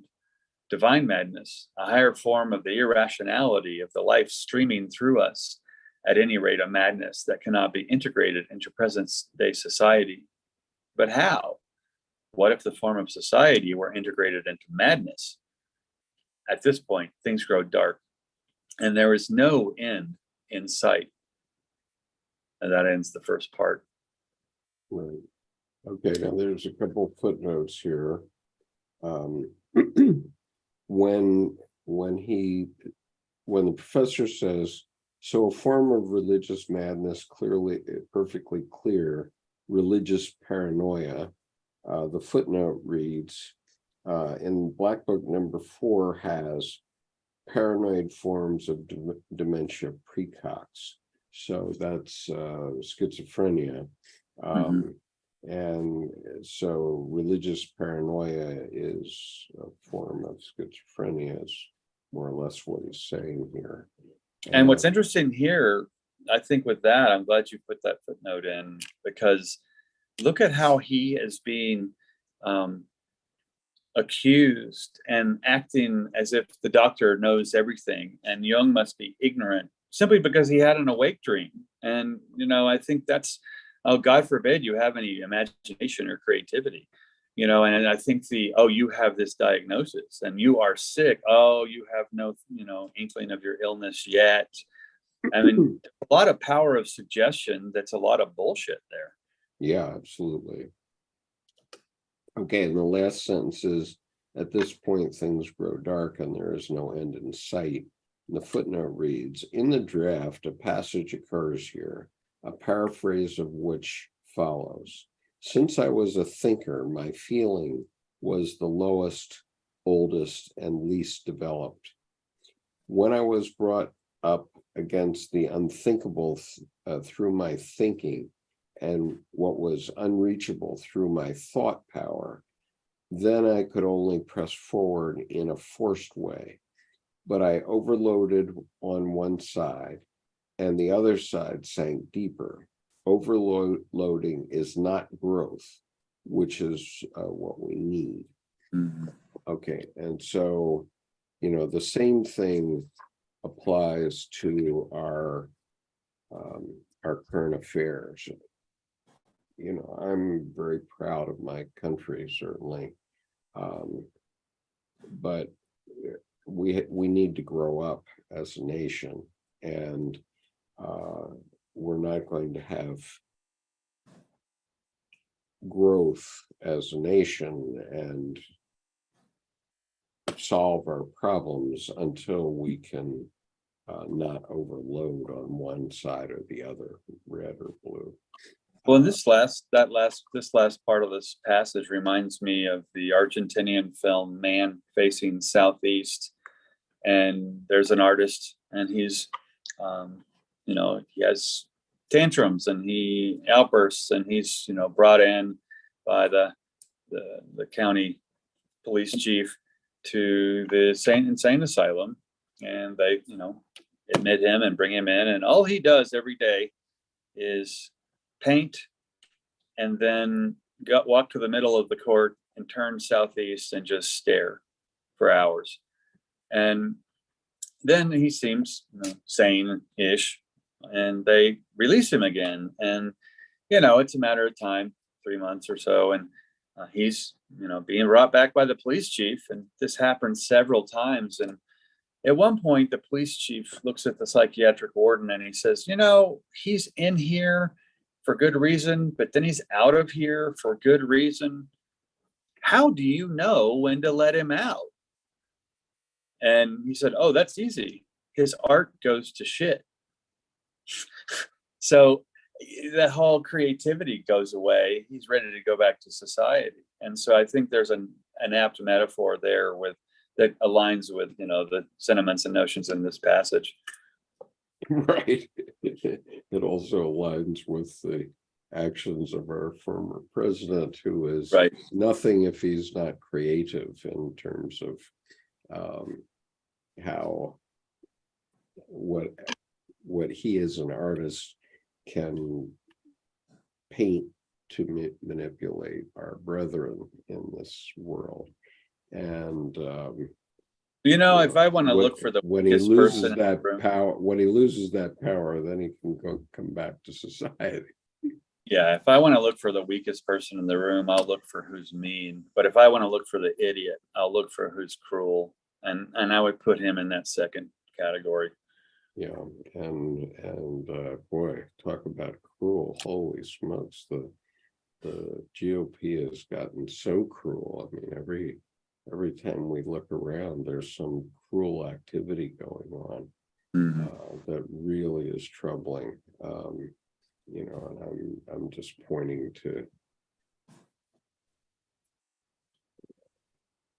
Abbott, what he did with his buoys in the Rio Grande, and he obviously has no legal right to do that because those have like chainsaw pieces almost in them. I mean, it's talk about cruel and unusual punishment. Except they're not citizens, so they're sidestepping the loophole. Yeah. Well, here's what we have failed to talk about in our politics, and that is that we have a country that we need 1.5 million new people every year, okay, just to keep our economy going. Okay, right now we have such a shortage of people in the difficult jobs. I grant you that they're difficult jobs, but I see it with when I was in Montana with Tim Holmes, and we went to his foundry where he has his bronze sculptures poured into bronze. And when we visited, the owner of the place said, well, I have 12 positions here, but I only have 5 of them filled. We could only find 5 people that were willing to work in a foundry. And, that's it's a pretty tough place to work, I have to say, because they have an oven that raises the temperature to 1,000 degrees to melt the bronze so that it can be poured and molded. And so it's a non-trivial thing, and yet there are metal workers all over the world, so there would be immigrants who would be happy to do that work, but but you know, we, because of our blindness, we don't allow them in. And finally, that foundry had to go out of business. Tim has been using it for 40 years, but finally they just had to go out of business because they couldn't find people to do the work. And I like the border that I can't remember which two countries, Finland and I can't remember which two countries, but there's a border, international border, and all that indicates the border is white bricks in the sidewalk, and it runs right through a cafe. So you can sit at this one table in the other country and then move 4 feet away and you're at another table, or even on one side of your table, you're in one country and the person you're having, you know, lunch or breakfast with or what have you is in another country just on the other side of the table. No security, just, you know, look at how we have dignity and difference. And we simply cross back and forth across the world in our own countries. So, I mean, our whole border, non-border, what are we doing with it? Oh my God, we got to keep those people out. Oh, now we need them, back and forth. It's just so charged with to me predicated lies of sensational this and that. And you know, tallest blade of grass, yes, first to get cut, but they're marketing based on the sensationalist approach of, oh, let's pick the 2 bad apples and that must mean all of them. And I think that denatures the quality of people in another culture. And I think that's what's really sad to me, is that the dignity and difference isn't present. Yeah, and just to illustrate what I was talking about, I want to just show what it's like working in one of those foundries. I'm going to pull up some images here so people can see. And these men that were doing this work can only do it for 1 hour. Okay, they wear asbestos suits, and that is glowing almost white hot, that bronze that they're pouring. And they have to be extremely careful. And so what you're seeing in the orange there is the container is that hot, and you can see the material in the center is even hotter, and they're pouring that into these molds. And you know, it's really challenging work. And you know, well, and what's interesting is that's literally, I love the process of that with bronze, that it's the closest we get to making our own volcano. And with that too, what's interesting about the worlds and new lands made by a volcano, when you pour a bronze statue, bronze is wonderfully notorious for extremely minimal expansion or contraction, and bronze typically does not rot. And it's such a bronze is good for metal, at least 5,000 years. Yeah, and it's so an eternal metal. Here's a work of art that they had already done in the back that is 15 feet long. And obviously it's multiple pourings to achieve that. Right. But here's Tim looking at some of the work of others. But you can see some of the statuary that people have developed over the years. And here's another artist that we visited who he was doing James Lovell. This is James Lovell in this picture. And this is Tim's friend who lives in Bozeman. And Tim's friend had been commissioned to do a bronze sculpture, full size, 6 feet size bronze sculpture, and here's one of them of the, well, that's actually the clay version. There's the full size level, but those were actually pictures of James Lovell sitting for this sculpture, and the idea was to have all three of them and to put them in the Houston airport, put the combination sculpture. Yeah, with the NASA influence there. Yeah, right. Right. This is Borman with his camera that took the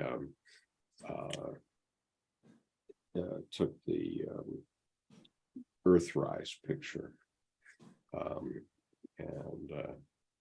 it's interesting with the Earthrise picture. I saw a cartoon yesterday where there were two astronauts sitting on another planet, and the two astronauts go, and there's an alien in the background, and they go, "Oh my, look, an alien!" And in the next frame, the alien has both of his hands, fist bumps in the air. "Oh no, no, no! This is my planet. Here, you're the alien." So, right. Well, and for this, take a look at this clay sculpture. It's beautiful, obviously, but now the artist, the sculptor, has to put his work into the hands of these fellows at the foundry, right, going to cast.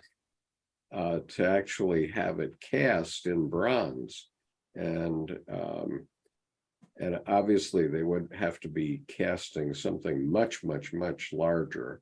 I mean, it's basically what they do in a steel plant, right, where they're casting huge things. And those jobs are not easy. And ultimately what happened to this foundry operator was, because we have this blinders where we don't understand that we actually need 1.5 million new workers a year, people who are willing to do that work, without having an immigration policy that recognizes that we have to have those people. Our economy, the economy of Bozeman, Montana, for example, right there, is lost 12 jobs ultimately, because the foundry operator couldn't keep it going. And so now Tim has to go a different place for his pouring. But holy smokes, if we don't wake up and realize that we can't have razor wire on the border and keep everybody out, there's no such thing. We're a growing country. We need lots of workers and so on. And it's not those immigrants that are causing us problems with our country. It's the billionaires who send our factories to China and leave a rust belt in the middle of Ohio, Indiana, and Illinois and Michigan. Okay, we have a rust belt there because over the last 40 years, the billionaires have moved all the jobs overseas. And today the Marine Corps can't even go to war without boots that are manufactured overseas. I think many in China, and so a Marine can't even go into the field without boots manufactured overseas. And what are we thinking? What were we thinking in the last 40 years when we let the GOP, the captains of industry, get away with that? We need all these things. Fortunately, the Biden administration has gotten this CHIPS Act through so that we're actually going to have microchip manufacturers here in the United States. But at the moment, I think something like 85% of our microchips come from Taiwan. Holy smokes, we can't do anything without those right now. And until we get that manufacturing going in the U.S. again, we're in deep doo-doo. But so is everybody else. Taiwan's small and doesn't matter about size. Then if you're good at what you're doing, then people, build it, they will come. I mean, they have not cornered the market so much as they are the market, and I think it's, good for them. because they did that. And I think Yeah. what's interesting is, you know, what do we have? People in America, Americans, who's basically English as a second language, and I don't mean because of color. I mean people who don't speak the mother tongue very well, and Yeah. we have terrorists brought over from inside. People who are basically battling the country from within, and I think it's what has Mark Twain said. I'm a patriot always. I support my country always, and the government only when it deserves it. Well, but the thing is, then that itself becomes its own sensationalist statement of, Sure. then you're not working together with anything, and then this is corrupt and that's not. And so I don't know. I think a lot of people will focus on the not things. Yeah. And what can we do to be I mean, constructive? we can look at something that's crazy, which is, maybe China thinks that they should take over Taiwan because then they'll control the chips market. But just because you take over somebody's country, I mean, those people since 1911 have been fighting this war in what is now Greater China, including Taiwan. And we were allied with Chiang Kai-shek, Zhang Jieshi. That's his Chinese name. We were allied with him during World War II, and so we made it possible after World War II for his armies to escape to Taiwan from mainland China when the communists took over successfully. But to think that you can run some sort of a war, even if the U.S. just backed off and we didn't defend Taiwan, to think that you could take over Taiwan and therefore control its chips industry is total lunacy, because those people, the sons and daughters and grandchildren of the nationalist Chinese of the last century, they're never going to accept it. It'll be like Ukraine, where Ukraine is never going to stop fighting, not at all, because Stalin starved the Ukrainians before the war in the 30s, and there's still people alive who remember that, and so they got out from under the thumb of the Soviet Union in, I don't know what year exactly, 90 or 91, and they're not going back under that. No way. And so even if they had to have an armistice and a peace for a time, Russia will be fighting that war forever until they stop fighting it. And and I think all of those examples you just brought up are wonderful fleshing out statements of, even back to the text. Look at the psychiatrist incarcerating Jung as maniacally crazy, schizophrenic, where look at the psychiatrist incarcerating one of the world's greatest psychiatrists for living and being creative. And I think there's such a loaded charge in that whole last passage we read, where, if someone there turns their attention on you, they're going to find a reason to keep you. And I think what's interesting is it's the other criminal that, oh, you have a different way of living than me, I must put you away. And I think that this last passage that we're read today, with the psychiatrist incarcerating the greatest psychiatrist of all time, is very, very telling about how dangerous it is. Yeah, sorry, Jordan, we froze here. So I think it's time to wrap up, but I want Yeah. to go through a few of the YouTube comments. Richard says, good is the simple, pure way attainable to us all if we see it, but some men are destined to do evil regardless. We are all being used by God to achieve his end. Dionysus says, it is good you have the answer to these questions. Richard, I found all the answers in Christ and my individuation. I hate that word. And my individuation is complete. Well, Richard, I'm glad that your individuation is complete because mine isn't. And Mine's always complete, never finished, lifelong. Yeah. And then let's see. Richard says, ask God that. And everyone here could also find their answer in Christ if they truly made it the priority of their life. Ask God that question. Dionysus, you could just say you don't want to answer. Richard,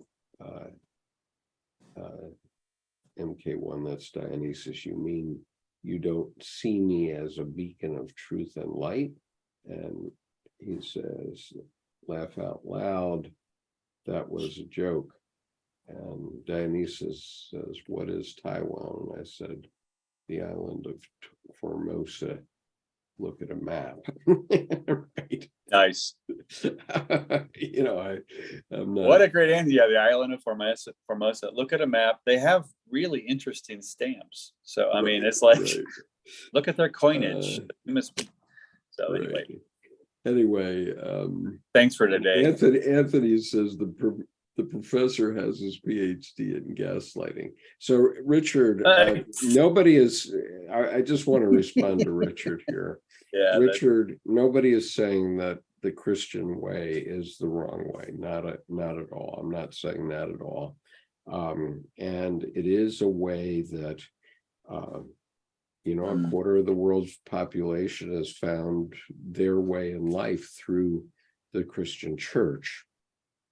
And, but I also say that Islam and Judaism and Jainism and Buddhism and you name all the other isms, none of those are the wrong way either. They're all a way that has worked for some of the human species for thousands of years. And so, you had found that Christ worked for you, and I'm glad that you're comfortable with that and happy with that. Well, and I appreciate Richard's quip about the professor has a PhD in gaslighting, but no, gaslighting requires two to tango. That is actually just Jung muzzled, tied and bound, regardless if there are any ropes or cuffs. And it's not gaslighting. That's being judge and jury tried with no defense. So gaslighting would honestly be, a smaller version. That was in internment camps. Jung is being basically taken to one of the camps, so to speak. And so just to clarify, I appreciate your quip, but the gaslighting would actually require Jung to be free to speak and free to be manipulated or not. So anyway, thank you everyone for being here. We will continue with the second part of the chapter entitled Nox Secunda next week. And I look forward to seeing you at that time. So anyway, thank you, Jordan. See you next